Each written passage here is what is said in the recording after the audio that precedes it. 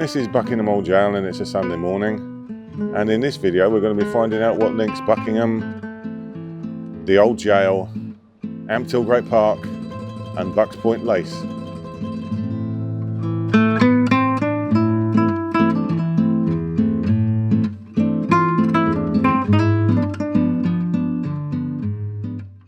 Catherine of Aragon was Queen of England as the first wife of King Henry VIII.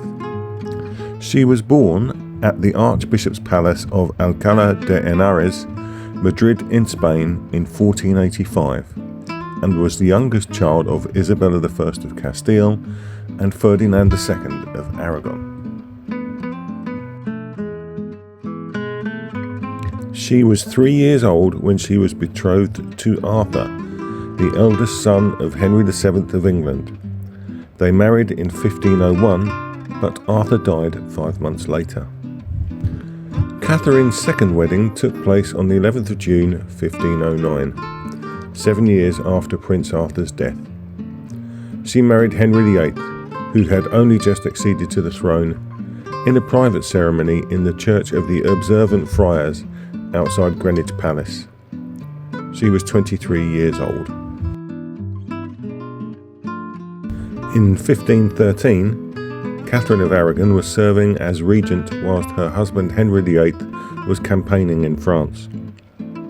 The Scots invaded, and on the 3rd of September 1513 she ordered Thomas Lovell to raise an army in the Midland counties. Castle House in Buckingham was the place from which she directed her forces during the Battle of Flodden in 1513. Some traditions claim that Catherine encouraged lace making during her time in Buckingham, bringing continental techniques that later flourished. Lace making is a craft of patience and quiet strength, qualities Catherine herself was said to embody.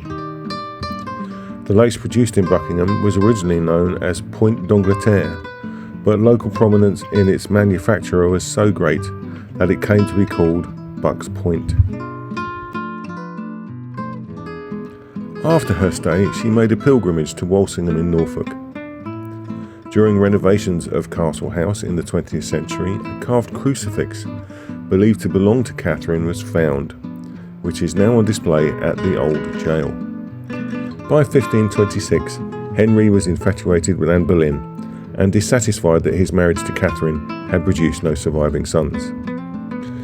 He sought to have their marriage annulled, which Pope Clement VII refused to do.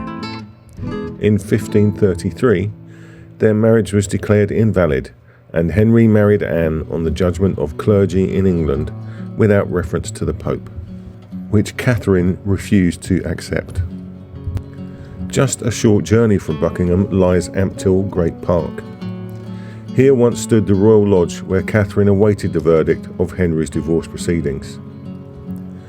Centuries later, a memorial cross was raised on this spot. The inscription honours a queen who refused to be erased, a woman who faced the full force of political power and remained steadfast in her faith and identity. In days of old here Ampthill towers were seen, the mournful refuge of an injured queen.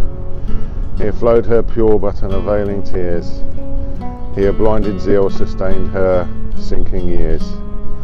Yet freedom hence her radiant banner waved, and love avenged a realm by priests enslaved.